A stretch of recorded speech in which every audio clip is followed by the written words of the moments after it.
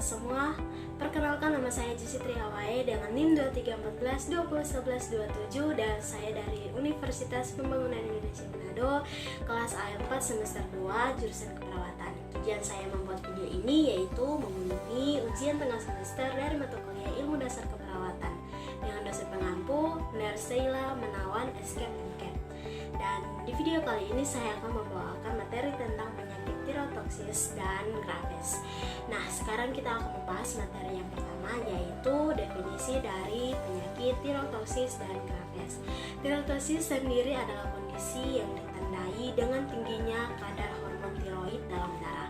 Dalam konteks penyakit grafes, tirotoksius terjadi karena produksi hormon tiroid yang berlebihan. Dan penyakit grafes adalah gangguan autoimun yang menyebabkan kelenjar tiroid menghasilkan hormon lebih banyak dari yang dibutuhkan oleh tubuh. Kondisi ini juga dikenal sebagai hipertiroidisme. Penyakit ini adalah salah satu penyebab utama tirotoksius. Kita masuk dalam materi yang kedua, adalah etiologi penyakit tirotoksius dan grafes. Yang pertama yaitu etiologi tirotoksius. Etiologi tirotoksius adalah kondisi ketika terjadi peningkatan produksi hormon tiroid yang berlebihan dalam tubuh. Terdapat beberapa penyebab yang dapat menyebabkan tirotoksius, diantaranya adalah penyakit grafes.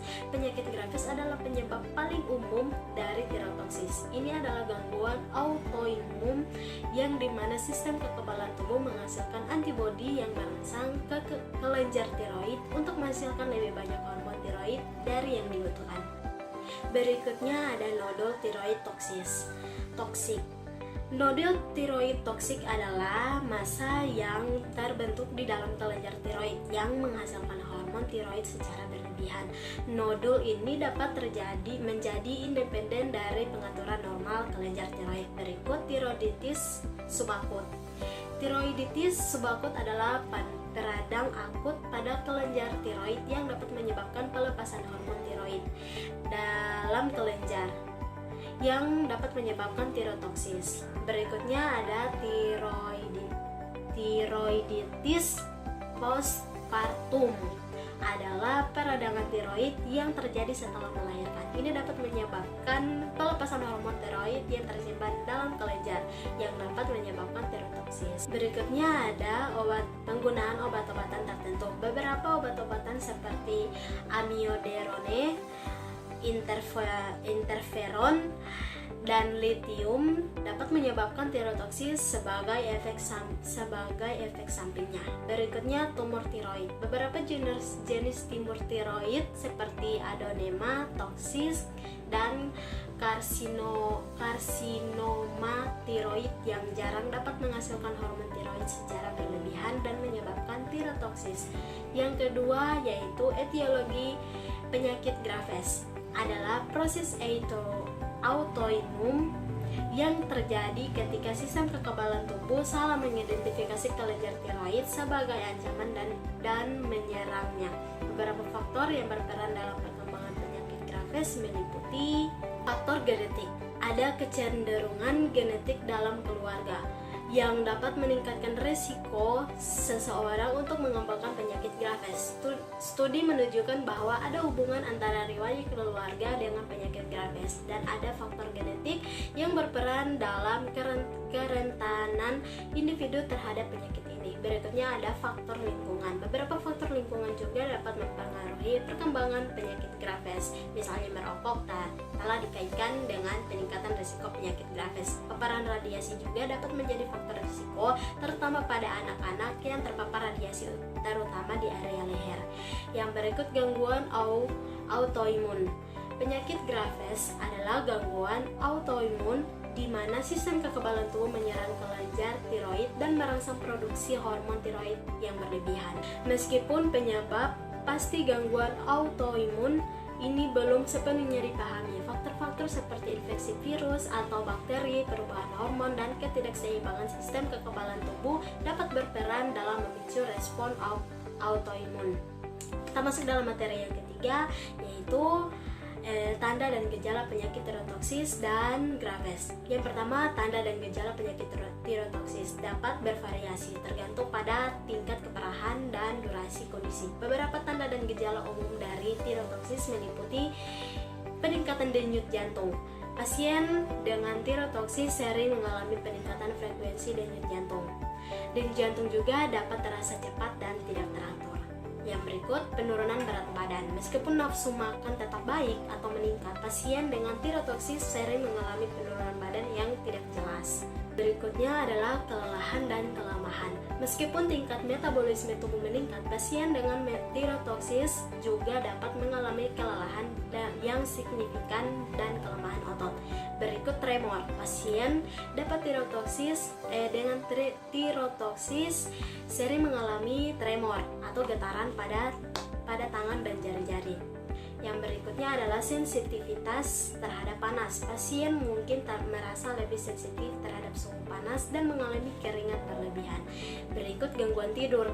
Tiroidoksis dapat menyebabkan gangguan tidur seperti sulit tidur, insomnia, atau tidur tidak nyenyak. Yang berikut perubahan mood. Perubahan mood seperti kecemasan, mudah marah, dan iritabilitas sering terjadi pada pasien dengan tiroidoksis. Yang berikut perubahan pada kulit dan rambut. Kulit dapat menjadi lembab, hangat, dan merah. Rambut mungkin menjadi rapuh dan rontok. Dan berikutnya adalah gangguan menstruasi. Wanita dengan tiroidoksis dapat mengalami perubahan dalam siklus menstruasi mereka, seperti menstruasi yang tidak teratur atau berhenti sama sekali. Berikutnya pembesaran kelenjar tiroid. Pada beberapa kasus kelenjar tiroid dapat membesar yang dikenal sebagai gondok. Berikut gangguan penglihatan. Beberapa pasien dengan tiroidoksis dapat mengalami gangguan penglihatan seperti penglihatan kabur atau ganda. Yang berikut peningkatan nafsu makan. Beberapa pasien dengan tiroidoksis dapat mengalami peningkatan nafsu makan yang berlebihan. Yang kita masuk dalam materi yang berikut, yang kedua yaitu tanda dan gejala penyakit Graves. Graves dapat bervariasi dari individu ke individu dan gejalanya dapat berkembang secara bertahap. Beberapa tanda dan gejala umum dari penyakit Graves meliputi pembesaran kelenjar tiroid atau gondok. Kelenjar tiroid dapat membesar dan terlihat sebagai benjolan di leher. Gondok pada penyakit Graves cenderung memiliki distribusi yang merata dan seluruh kelenjar tiroid sehingga disebut sebagai gondok difus. Berikut hipertiroidisme. Penyakit Graves adalah penyebab umum hipertiroidisme, di mana kelenjar tiroid menghasilkan hormon tiroid dalam jumlah yang berlebihan. Gejala hipertiroidisme meliputi peningkatan denyut jantung, penurunan berat badan, kelelahan, kelemahan otot, tremor, sensitivitas terhadap panas, keringat berlebihan, dan gangguan tidur. Yang berikut, oftalmopati Graves. Sekitar sepertiga pasien dengan penyakit Graves mengalami oftalmopati Graves yang melibatkan peradangan dan pembengkakan pada jaringan di sekitar mata.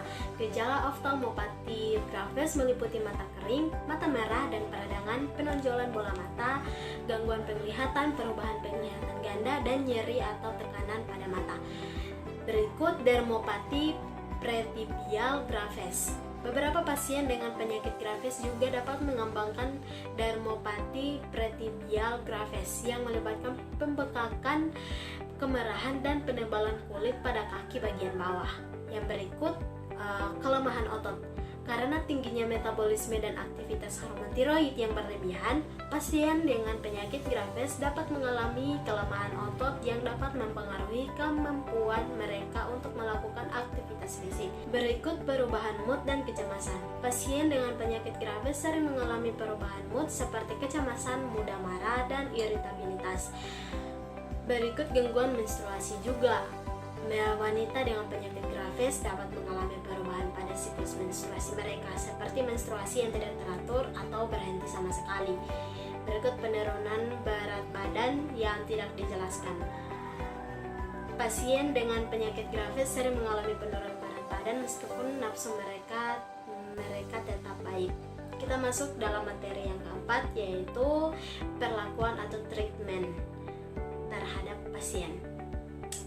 Yang pertama adalah perlakuan terhadap penyakit tiroidoksis bergantung pada penyebab dan tingkat keparahan kondisi. Beberapa pilihan pengobatan yang umum digunakan meliputi obat-obatan anti-tiroid, terapi yodium radioaktif, pembedahan tiroid, dan pengobatan simptomatik. Yang kedua adalah perlakuan terhadap penyakit Graves, bertujuan untuk mengendalikan produksi hormon tiroid yang berlebihan, mengurangi gejala, dan mencegah komplikasi yang terkait. Beberapa pilihan pengobatan yang umum digunakan meliputi obat-obatan anti-tiroid juga, terapi yodium radioaktif, pembedahan tiroid, dan terapi beta blocker. Sekian dan terima kasih telah menonton video ini, semoga bisa bermanfaat. Dan sebelum saya akhiri video ini, buat teman-teman yang masih bingung kuliah di mana, ayo bergabung bersama kami di kampus Universitas Pembangunan Indonesia Manado. Pendaftarannya bisa melalui online atau offline. Menerima beasiswa berakreditasi baik, waktu fleksibel, dan biaya kuliah terjangkau. Yuk buruan daftar sekarang, tunggu apa lagi?